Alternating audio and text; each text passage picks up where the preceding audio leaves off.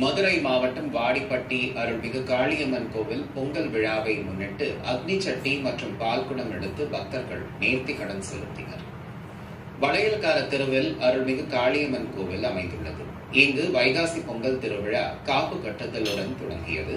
தொடர்ந்து அம்மனுக்கு சிறப்பு பூஜைகள் மற்றும் வழிபாடுகள் நடைபெற்று வந்தன. மேலும் உலக நன்மை வேண்டி திருவிளக்கு பூஜையும் நடத்தப்பட்டது.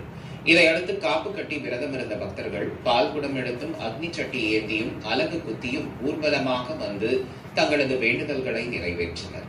தொடர்ந்து அம்மனுக்கு பல்வேறு வாசனை திரவியங்கள் கொண்டு அபிஷேகமும் செய்யப்பட்டு மகா தீபாராதனை காட்டப்பட்டது.